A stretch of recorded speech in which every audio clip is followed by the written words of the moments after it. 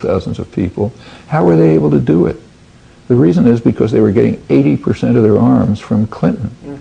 And as the atrocities increased, the arms flow increased.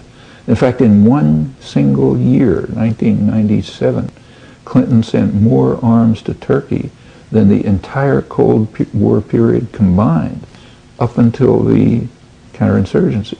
That was not reported in the West. You do not report your own crimes. That's critical.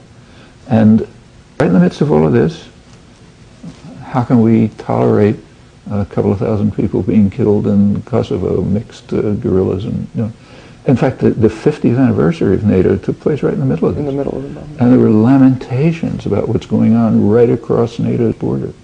Not a word about the much worse things going on inside NATO's border, thanks to the massive flow of arms from the United States.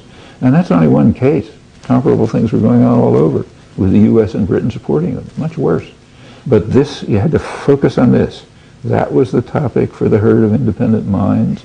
Played a crucial role in their self-image because they had been going through a period of praising themselves for their magnificence in their normative revolution and the noble phase and so on and so forth.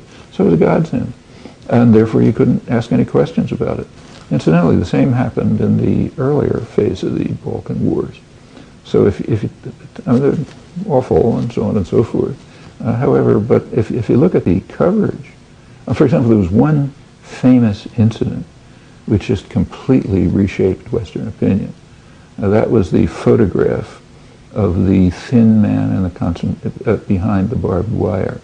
Fraudulent photograph. Well, you remember the thin man behind the barbed wire. So that was Auschwitz, and we can't have Auschwitz again. So everyone, the intellectuals went crazy. French were posturing on television and the usual antics. Well, it was investigated and carefully investigated. In fact, it was investigated by the leading Western specialist on the topic, Philip Knightley.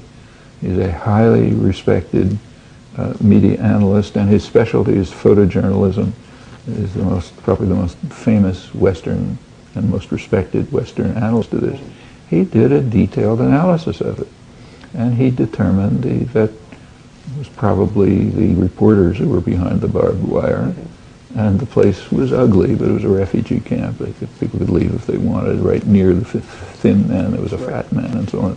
Well, there was one tiny newspaper in England, probably 3 people, called LM, which ran a critique of this.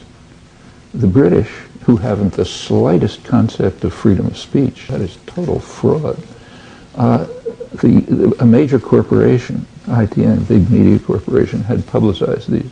So the corporation sued the tiny newspaper for libel. Well, British libel laws are absolutely atrocious.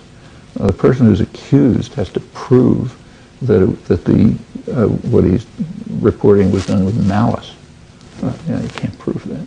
So, and in fact, when you have a huge corporation with batteries of lawyers and so on, carrying out a suit against 3 people in an office who probably don't have pocket money, it's obvious what's going to happen, especially under these grotesque libel laws.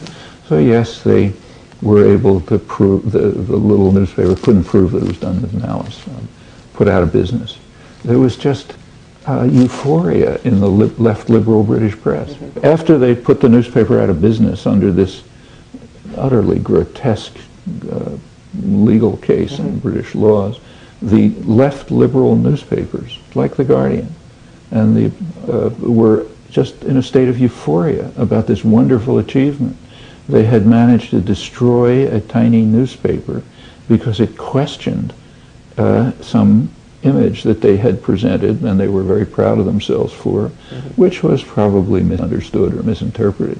Well, Philip Knightley wrote a very harsh critique of the British media for behaving in this way and tried to teach them an elementary lesson about freedom of speech. He also added that probably the photograph was misinterpreted. Couldn't get it published.